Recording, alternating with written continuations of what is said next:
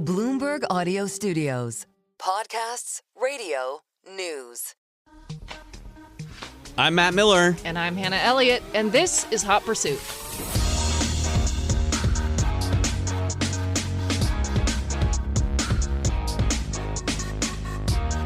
All right, Hannah, you and I are literally in the next couple hours rushing off to the airport to get our flights to Paris because we're going to Le Mans this weekend.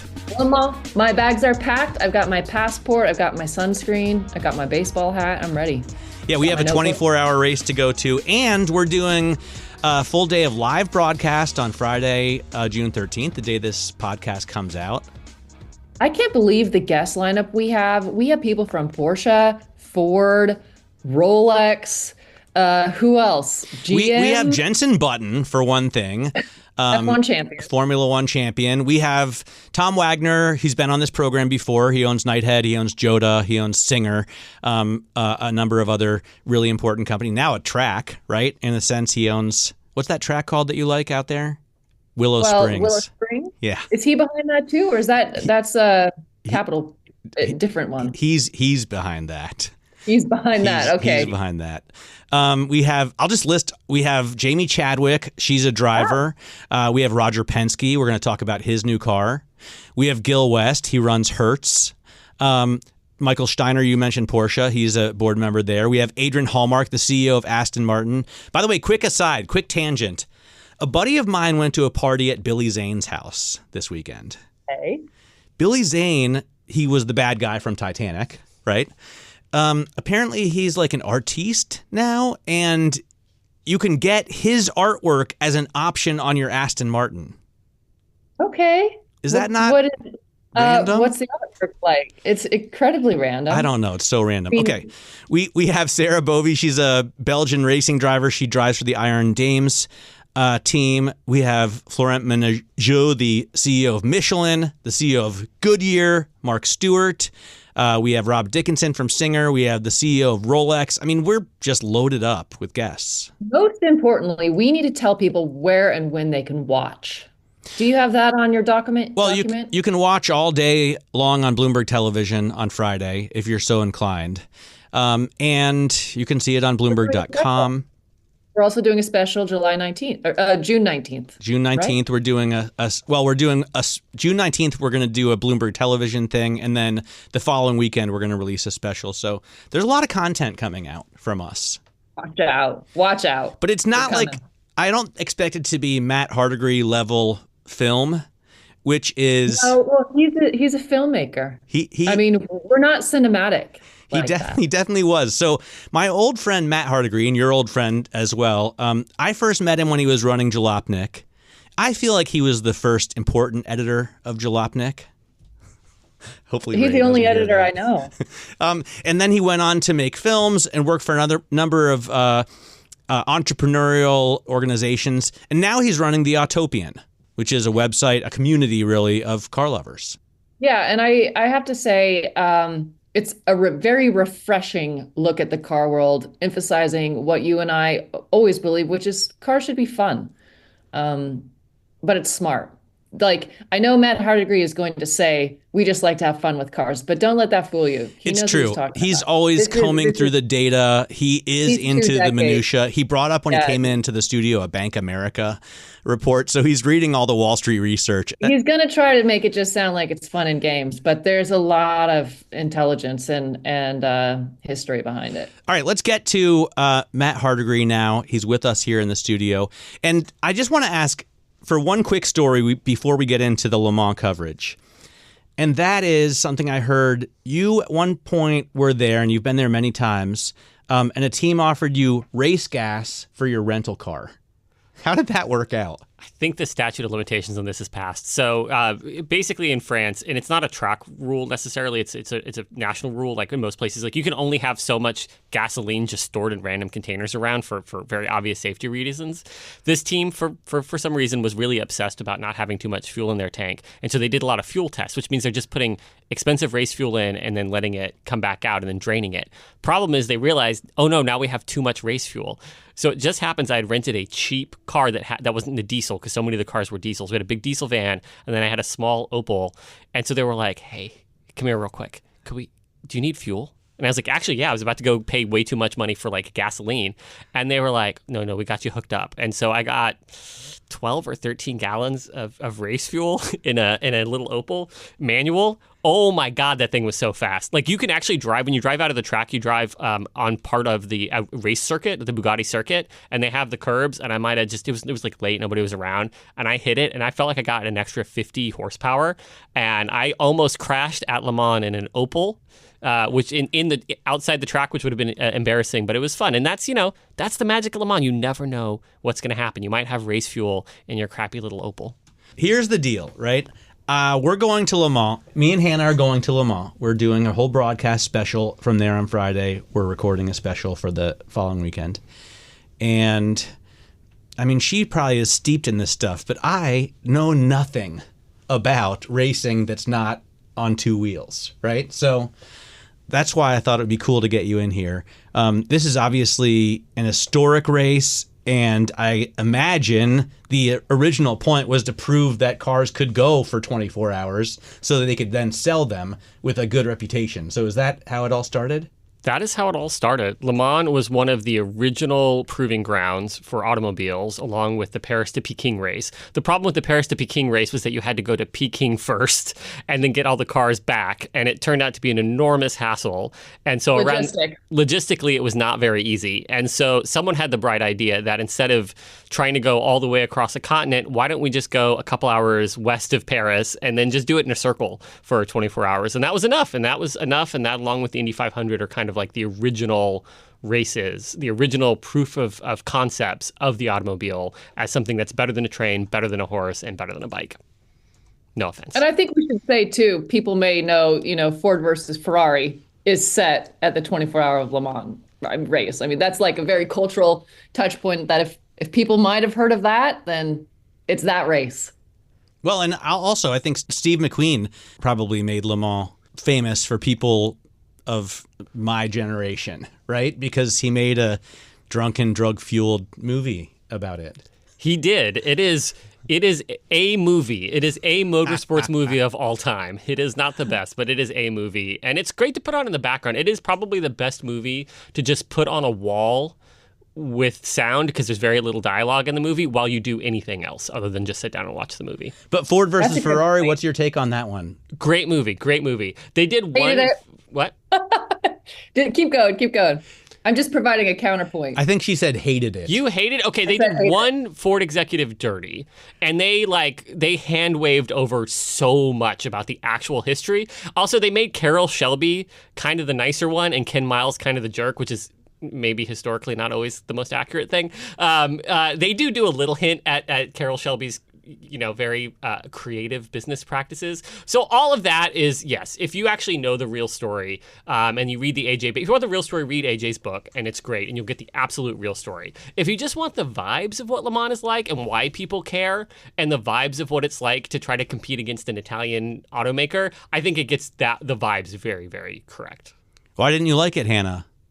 For all the reasons that Matt said, you're 100% right, Matt. And I think it probably just brought up how completely white male dominated everything was at the time, which is just kind of disgusting to watch unfold. It did trigger me. I think it was so unapologetically about these guys. I can go down the road there, but is that any different now? Isn't it still? I mean, I'm putting together the rundown for the show. I'm not saying it's perfect, but it's.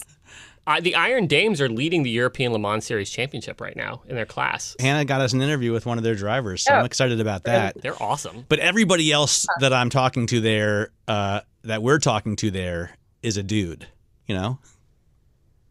Yeah, but that's not for lack of trying. I mean, look, we still have a long way to go, but it's great when we can at least count that there are people of color and women making some decisions in the racing world. I mean, it's not like it's not perfect, but it's better than it was. Wait, just to clarify, one of the most successful race engineers of all time Lineage is a woman. Like one of the best Le Mans engineers who ran the Audi program successfully during Audi's crazy run is a woman. So actually, European sports car racing and sports car racing in general has a way better. I mean, representation isn't everything, and I'm not trying to say that it is. And there's still an insane amount of work to be done. It's got to be authentic. But I mean, they're kicking butt. Like, that's what I'm just saying, is that there's a history. And Iron Dames is great, and I think they're one of the teams that could win this that you'll see there. I think that they're extraordinarily competitive. And I've been there. I've been to Le Mans, a couple of times, and I followed a team, and I made a documentary about it that no one will ever see. And there were, mechanics, engineers. The team's main engineer, was from Ferrari and was a woman. I mean, it's better. But again, also we're talking a percentages game. The percentage of women in the field versus men in the field is obviously skewed, but it's better than NASCAR. It's way better than F1. Let's just say that. And I'm going to say better than MotoGP, although there is a woman who owns Gresini. But listen, we're getting off track, I think, a little bit. In terms of what to expect, wait, Hannah, have you been to the 24-hour race at Le Mans? I have driven on the track, but I haven't been to the race. Okay, so among the three of us, you're the only one who's been there. And you were making a documentary at least one of the times you were there. But tell us about your experience. Like, what is it like? There must be 300,000 people that show up. Indeed, especially this year. This year will probably I'm so jealous. I'm not going this year. This is the best year to go. This is the absolute best year to go. Why do you say that, Matt? Oh, it's going to be so good. For very complicated reasons we can get into, the sport of endurance racing has made a bunch of extraordinarily complex decisions that have actually made it just very simple for competitors, for automakers, and for fans. It's never been easier to watch. It's never been easier to compete in the race. I mean, I love Daytona. I love the Nürburgring 24. I've been able to go to a lot of my bucket list races, but there's nothing like Le Mans. C'est le meilleur. It is the best. It is absolutely insane. The crowds are remarkable. Hundreds of thousands of people, like you said. It is a party in the infield, and not like a Sebring party. Sebring's also kind of a party, but it's just people raving in the middle of the track. There's everyone, not you, Matt, probably, obviously, but everyone's got an Aperol or a beer or lager. Their hand will have a good time. It's an amazing environment. And this year, there are so many cars. There are so many cars, and there are so many different cars, and there are so many brands, and there are so many makes, and there are so many things to root for. It's incredible. I mean, it really. People say that the 80s, 90s Group C era for race car fans was the golden era.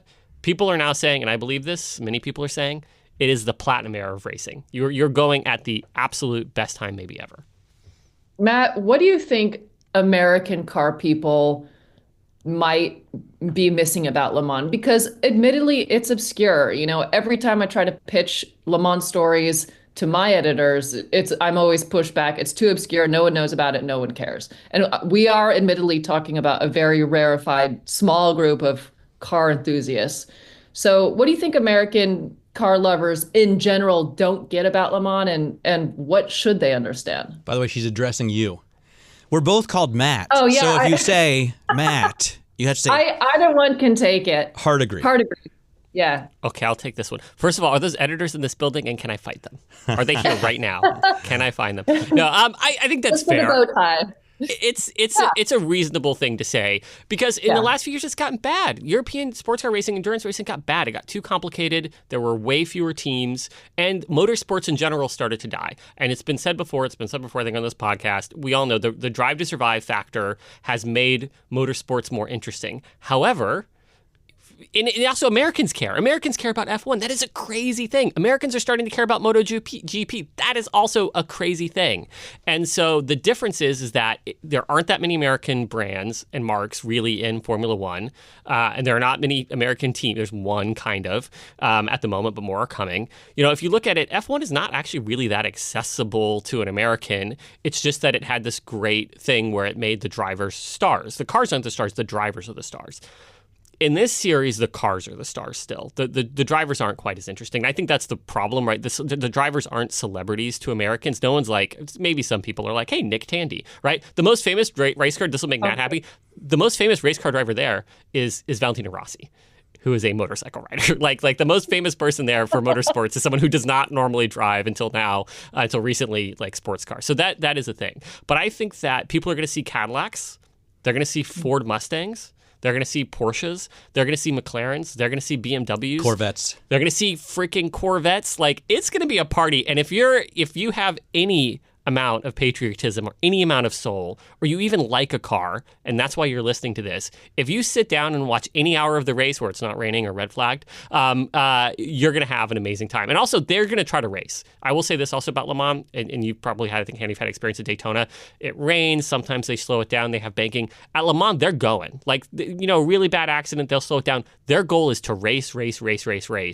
And so I just think there's so much there. And I think as it gets better, as the cars get more famous, as people start to latch onto it and find it more accessible in a lot of ways than Formula One, I think it's going to get more interesting. Based on that, can we talk about how cool it is that Jim Farley, the head of Ford, is also racing? Yes. I mean, how many car executives do we know are racing? Also, a little bit behind the scenes intel. We have an interview with Jim Farley on Friday morning. I think it's in the surveillance 7 o'clock hour New York time. So that makes it 1 p.m. Le Mans time. And Dan Barbosa said, dude, can we make it like 1:15 or even 1:20? Because if Jim wins, he's going to be like coming to the interview from the podium.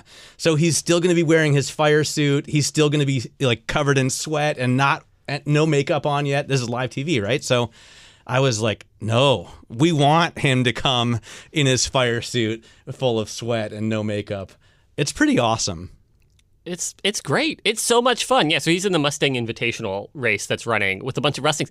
The French love Mustangs. When I'm in Europe, they love Mustang. It's true, they do. Everyone loves a Mustang, and seeing a bunch of them, like, it's pride. Like a couple years ago, they ran a NASCAR around Le Mans, and I had friends with the team and people who were there, journalists cool. covering it, and it was just a one-off thing they were doing for fun. It was the favorite car. It was absolutely the favorite car. Everyone loved it. If we're going to solve world's trade problems, I think Le Mans is a good place to start. I think let's get everybody there, and let's just say, let's look at the cars. Maybe Xiaomi can get in the race. We'll just toss one in. I think people would be very excited. I'm pretty pumped to see. Really, the amateurs are going to be racing with the pros this time, right? They're not separating like rich dudes versus hired guns. It's all in one go. Yes. One class. Yes, which is so good. I was there the last year that they did pro and AM and non-pro, which is always like, this is where, again, it's a complicated behind the scenes because you have all these drivers with different rankings, and it's been all these complex things. If you can have a bronze driver, you can't have a silver driver. None of that matters to you. All the cars are racing against each other, and it's likely that a pro team is going to win without like a bronze or a gentleman driver, as they say, a paid driver. But it's actually not a guarantee. Le Mans is crazy. It's 24 hours. Like, you have to survive 23 hours to win the race. You have to survive 23 hours of racing, of being exhausted to just get to that last hour. And a bunch of pro teams, a bunch of people who had spent all this money and all this time and they have these dreams of racing at Le Mans are going to be out in the first 26 minutes. First turn some years. People don't make it past the first turn. And then it's just some, mix of a professional driver and some amateur, just someone who just really cares, who just right timing, it rained at the right moment, and they have a chance because at 23 hours, they're in it. And a pro can still make a mistake. It's amazing. You don't get that. An amateur is not going to win an NASCAR So race. Separate it out for us, because the thing that always confuses me is all the different classes have these acronyms. And I mean, Scott Atherton used to always confuse me at IMSA as well, right? There's the top level is LMP1. Now it's hypercar.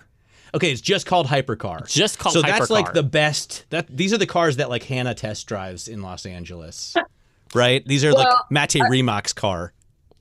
I think this is more like 963 level. Yes, this is 963. Although, actually, if you ride a Valkyrie, if you do the Aston Martin, actually they do have a version of that. So again, complicated behind the scenes, simple. All you need to know: the fastest cars, and they can race. And this is a new thing. You talk about Scott after talking about IMSA. So before, what was a problem is you could watch American prototypes race. So these are prototypes, the fastest cars. Think of like an F1 car with a roof. They couldn't race at Le Mans. and then their cars couldn't race here. Now they said, forget that. That's too complicated. There's one class, hypercar. Maybe it's a European racing LMDH car. Maybe it's an American racing LMH car. It doesn't matter. They're hypercars. They're the fastest. They have a hybrid system. They might be rear-wheel drive. They might be all-wheel drive. They might have a big stock. Here's the thing. You're going to know the second that Cadillac goes by. This is what's so much fun about Le Mans. Go stand at Tête Rouge. Go stand at the Porsche curves. You're going to close your eyes, and you're going to hear, okay, it's probably a Ferrari, right? You're going to hear little buzzy engines. You're going to hear all sorts of things, but then you're going to hear that Cadillac V8 come around the corner, and everyone's going to know. You're going to feel it in your stomach. It's a Cadillac V8, and it's going to make boom, like it's going to make an amazing sound, and you're going to have that, and so you'll have that. That's the fastest class. All pro teams. Then all the pro next drivers. fastest class is like everybody can choose one of the same what?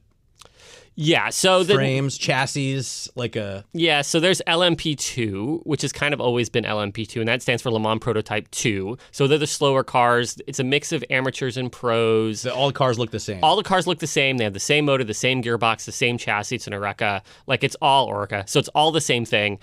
You can pay attention to that or not pay attention to that. AO Racing, an American team, which is really exciting, is going to be racing there. So I would say pick one LMP2 team. And then that's it. And also, that's a great-looking car. So you're going to pick AO Racing. That's going to be your team, or whoever. I don't care who it is, but that's going to be your team.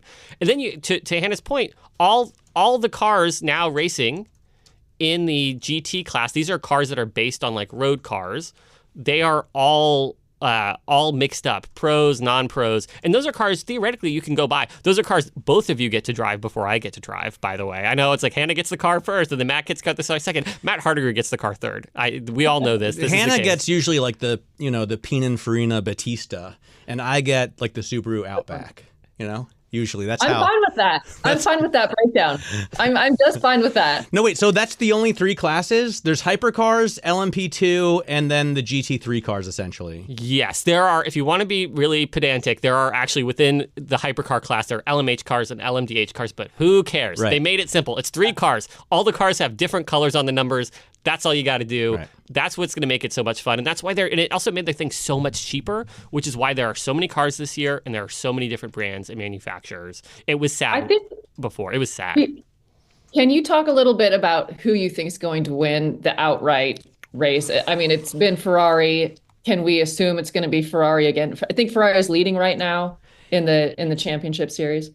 Yes. So, okay, I was not sure I was going to bring this acronym up, but here we go. BOP, balance of performance. The other reason why this is exciting is that they are constantly behind the scenes tweaking how much power you have, how much total power you get for a lap, and how much weight you have to try to keep the cars relatively even. Now, historically, some people have said, no one in this room certainly, have said that maybe Ferrari sandbags throughout the year so that they can get extra top-end speed at Le Mans so that they can win. No one here can prove that has ever happened. I'm looking around for snipers. Maybe I'm okay. That's certainly no one has ever said that's happened. No one here in this room is saying maybe that's happening again. But this year, they've actually won a few races coming in. So perhaps that's not the case. I do think Ferrari is the favorite going into this. However, if you look at the BOP adjustments that were made, so this is who gets weight and who gets power. I actually think that Cadillac does have a real chance this year. My money is on Cadillac this year. In the hypercar or in hypercar? Yeah, that's it. Hypercar. Cadillac doesn't have a GT3 team. They don't race a Blackwing, a CT5. They don't. Blackwing would be awesome. Bring a sedan, please. More sedans, more. No, so Cadillac, I think for the overall is my sleeper pick. If I had to put all my money on it, I'd put it on Ferrari. Aston Martin ain't winning. Some really terrible things have to happen. They're a new team. What about in the GT3 class? The Mustangs, are they? Mustangs are competitive. Look. On numbers, you want to win in the GT class? LMP2, we don't care. We're gonna say AO Racing. God bless them. I hope they do well. In GT3, I personally, do I want the Mustangs to win? Yes, I want the Mustangs to win. Do I think the Proton team is very competitive? Yes, I think they're very competitive. Is the smart money always on a Porsche? Yes, the smart money is always on a 911 winning Le Mans. If you more times than not, if you make that investment, you're gonna pay off. So if you're a gambling person, do that. But the Corvettes too are competitive.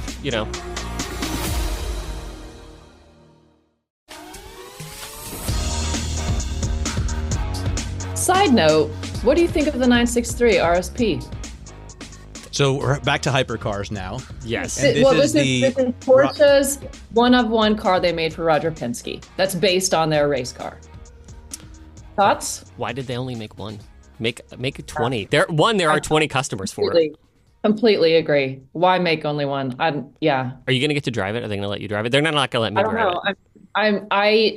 I did see they let a few people in Europe drive it, a few journalists.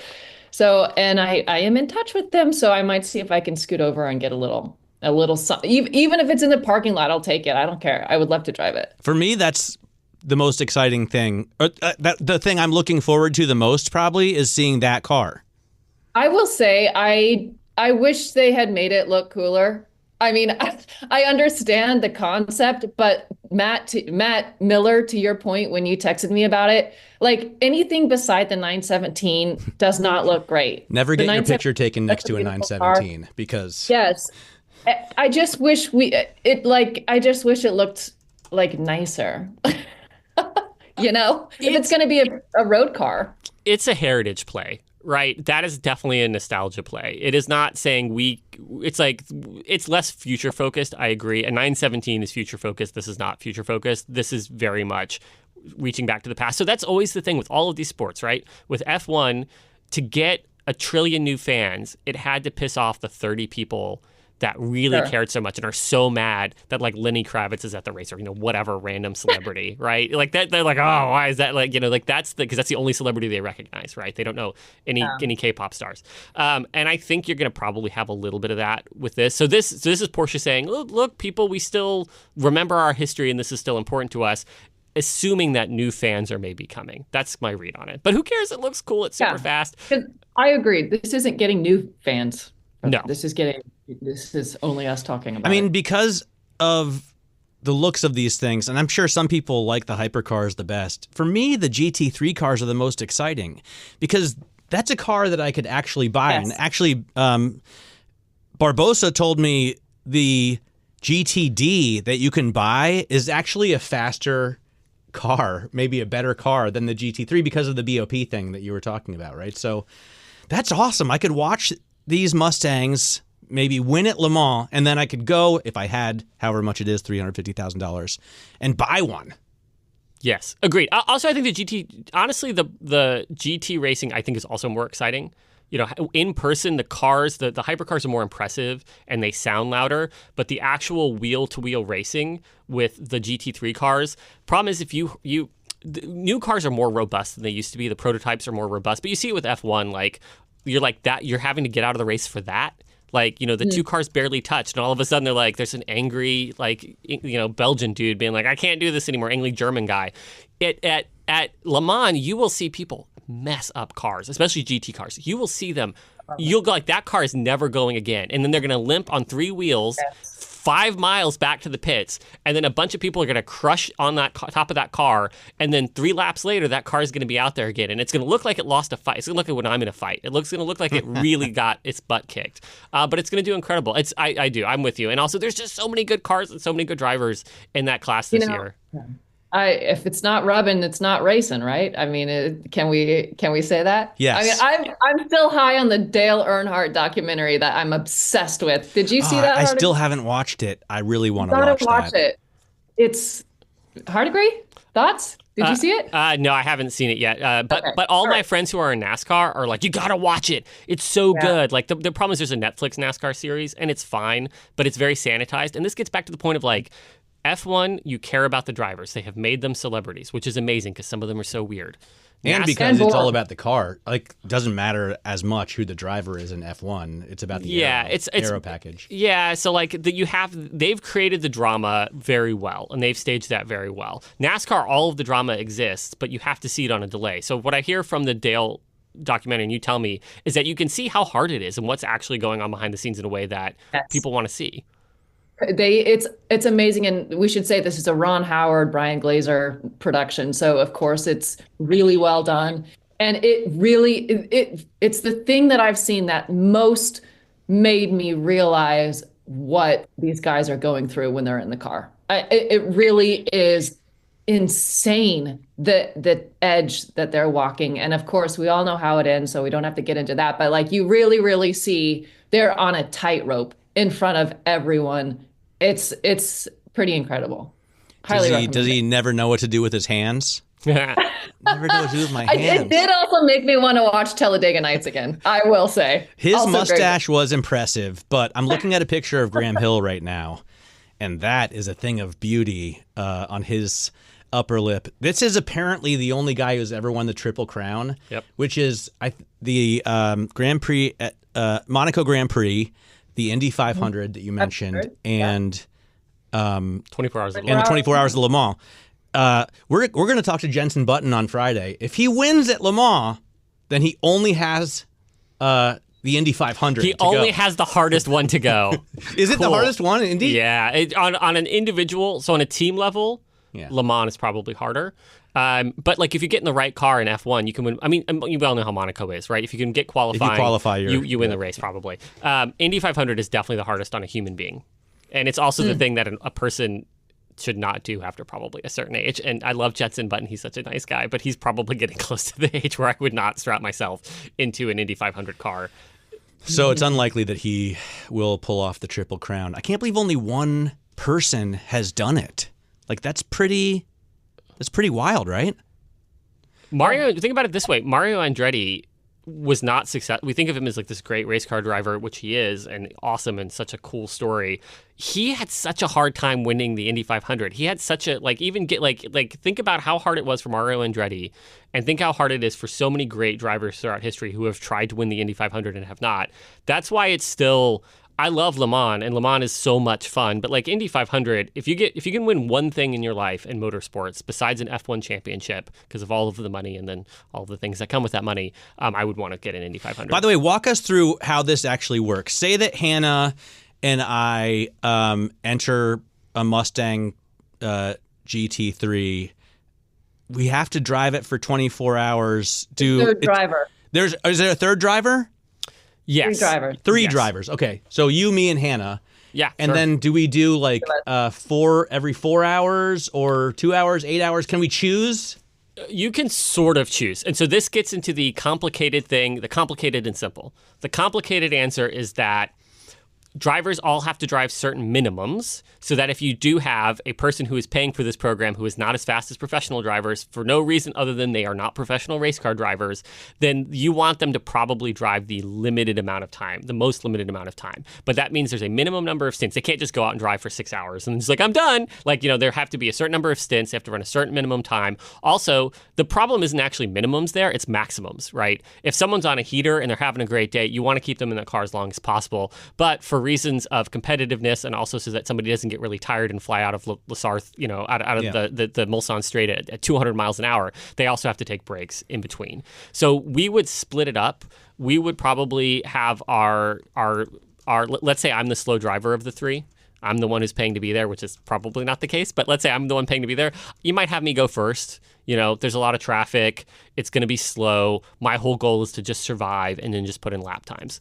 The second driver, then the two other drivers might switch back and forth. But if it's a pro team, you might go with a different strategy. At the end, you do want your fastest driver. You almost always want your fastest driver at the end of the race. But you don't know how that's going to happen because if you have your fastest driver in the middle of the race, there's a wreck, and they're just doing 3 laps over 30 minutes slow, that time all counts. And so now you have to then adjust. And so I will say this, you will sleep during the 24 hours. The drivers will sleep. On the floor, the mechanics, the people changing the tires, they will sleep. The only people who will be awake, other than maybe documentarians, are the people who are the actual race engineers. They will sit on those pit boxes for 24 hours because they have to know what's happening because any small change in air temperature, in weather, in pits will completely change the strategy. So they're constantly having to just move on the fly. So that's the real thing. And the strategy part of it, it's a little harder to understand, but I will say a little pro tip. If you listen to Radio Le Mans, like there's a thing called Radio Le Mans in your ear set, if you get an ear set there to listen to it or you listen to the radio,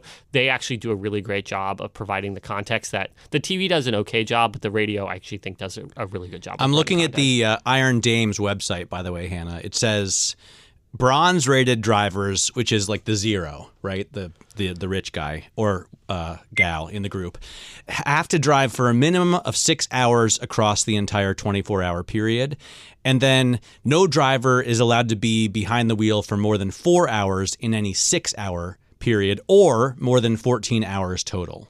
So that's pretty easy to understand. Yeah, and easy to do. I mean, all of us could do 14 hours racing in a car right now, right? We could just, the constant G-forces on your neck. You know, it's funny. They actually have little trailers that are kind of off from the paddock, and they have like a little village of these little campers. And so the race car drivers will just go back there and sleep and and they'll sleep. It's amazing. They'll go back and they'll sleep for like 2 or 3 hours and then come back and they'll get a little pasta with chicken. That's usually what they like to eat. A little pasta with chicken, get some protein, get some carbs, and they'll just go out there. Whereas like even as just a fan, like at 3 o'clock in the morning, like you're dead, which is also my second piece of advice besides listening to Radio Le Mans. I was going to ask, 3 o'clock. what's your protein? 3 o'clock in the morning, you're getting tired. You got to rally. Don't go to the rave, because there is a rave in electronic EDM that's happening. Do that early. Get that out of your system early. Or do that right at the end when you're deliriously tired. There's a little crepe place up at Tête Rouge, and it's not hard to get to from like the media center, main paddock area, wherever you are. And you're just going to basically kind of walk north. And you're going to go, and you're going to sit there, and you get a Grand Marnier crepe maybe, or any crepe, Nutella crepe, whatever your flavor of crepe is. And you're just going to sit there, and you're just going to eat a crepe, and you're just going to see the lights go by, and you're just going to hear the cars, and it's going to be heaven. You're going to just be rejuvenated. You're just going to feel life again. And that advice isn't my advice. I did that, but that came from Bill Riley, who is one of the most successful race car team managers ever. And he's this big, gruff dude, and he sits on that wall, on that pit box, all day. He takes one break, and he walks up to go get a crepe, and then he comes back. That's in 24 hours. That's his only break, and it's enough, plus a lot of coffee, to rejuvenate himself. And I did it last time I was there, and it was magical. I love that. Now, Hardigree, I want to ask you about the tramway train system in the city. And I'm thinking about our listeners who may want to end up going to the race next year or whatever. Like, how is it getting to the track from the city? And do you have any recommendations about how people should do that? Yeah, camp. My recommendation is camp. Really? So yeah, Park there. I would camp. I would park there. Camping is the absolute best way to experience Le Mans. You know, I slept in a van. Like it's the best way to do it. You can pop in. Actually, it's not as inaccessible as you would think. You can pop in and pop out. You can take a tram. You can get a cab or an Uber. Like it's not terrible. I will say you want to get early enough, and you all should do this as well. So the track is on city streets for a lot of it. And in between practices and qualifying, it's open. And there's like the curbs and everything. So you can go drive on the actual racetrack. As you know, because you've been there, you can drive on the racetrack when the racetrack isn't in session.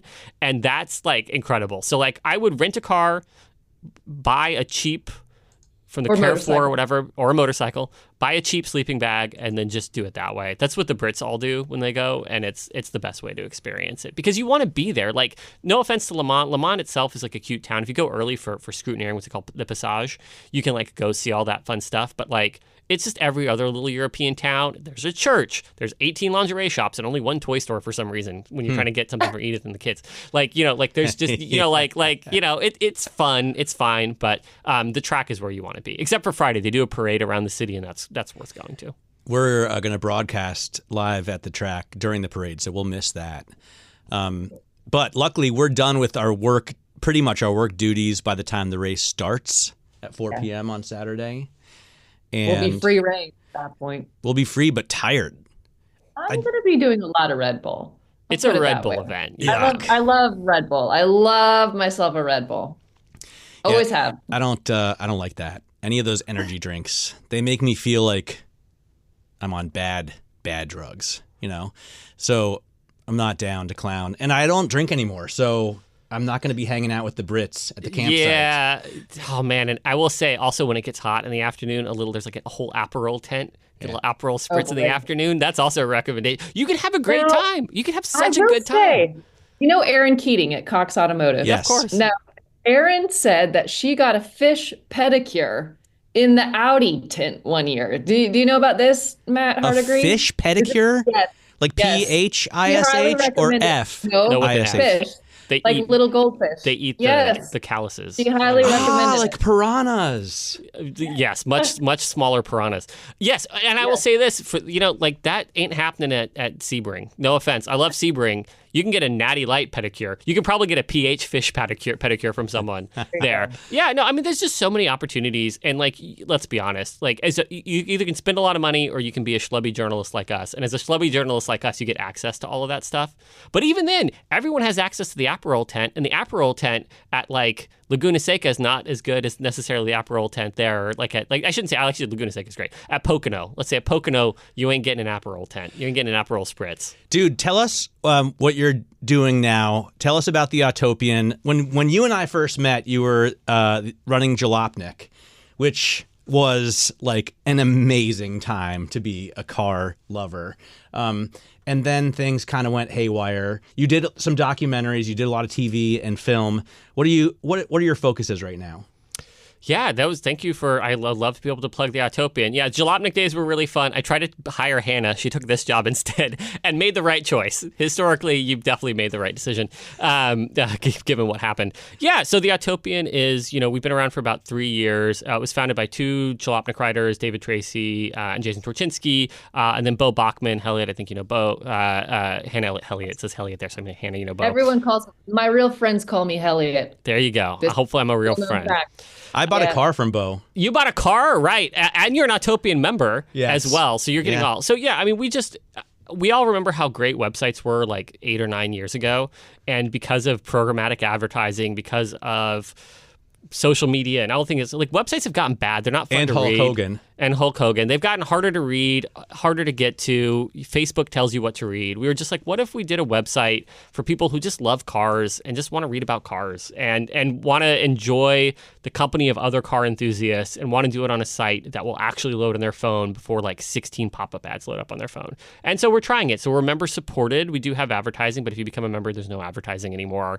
And that's done really well for us. And, it's launching a media company in the 2020s sounded like an insane idea, and it was an insane idea. But we've I hope proven that you can build a sustainable enterprise if you put the reader first and you don't try to just say let's do an SEO garbage play and make everything an arbitrage for Facebook traffic. Like if you just what if we wrote good stories that people like and we wrote about weird cars that people like? Maybe we could be successful. And we're not going to have 400 million readers probably, but I don't care. The readers we have, I love them, and they're growing every month, and that's where we want to be. Did you do like an MBA or something? Because all of these highfalutin business terms, but you're just a car fanboy at heart. So there's a large part of me that wishes I didn't know any of this. The problem is that to survive as a journalist these days, unless you're enormously talented like the two of you, if you're the rest of us, then you have to understand all this stuff if you want to survive, because if you don't learn this stuff, you're kind of at the behest and at the whim of everyone else. And I've been through enough layoffs, I've been through enough terrible times in media that we basically just decided, let's take control of it ourselves. So we had to learn all this stuff, and we made lots of mistakes. We're probably still doing a lot of stuff wrong, but we just had to learn it. And so, do I wish I knew what an RPM, CPM? Do I wish I knew what agentic AI was? No, I wish I knew none of that stuff, but somebody has to. So it's me. Cool. I love it, and I respect that completely. And I also love that you have a piece about Sabrina Carpenter on the front page of the Autopian, too. She's so good. And also she loves the weird cars. Like her and her artistic collaborators, I don't know, but she's got an eye for you've got a C3 Corvette, right? Yes, I do. Cool. She has more than one C3 Corvette. Thanks. I mean, criminally underrated. I will say it till the day I die.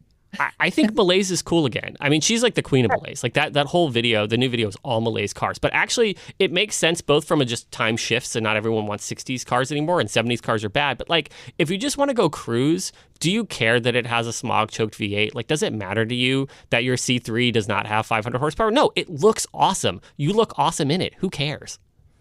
Sabrina Carpenter is a pop music person, or who is that? That's Matt. I'll send you the video later. Is she related to the Carpenters? I don't think so. The very depressing 70s. They were Google depressing. man-child. Google Sabrina Carpenter man-child, and you'll see a video with cool cars on it. All right. One other thing, aside from Le Mans and aside from the Autopian, that I wanted to talk to you about was all this crazy autocross stuff that you do, because you're always asking me to go up to Lime Rock, which is awesome. But you're driving the oddest cars a lot of time on track. You were in an M5 station wagon, which is like a luxury sedan made bigger. And why that? Why choose that car for for autocross? So some of that was just timing. We had the car. Also, if BMW asks for tire reasons, we barely put it on the track. It was only for like a hot minute because we said we would leave the tires. Oh, should we cut this part out? No, it's fine. It's fine. And we had a Porsche. No, actually, I want to bring a minivan next. Look, I am not going to be at Le Mans. I am not a great driver. It is...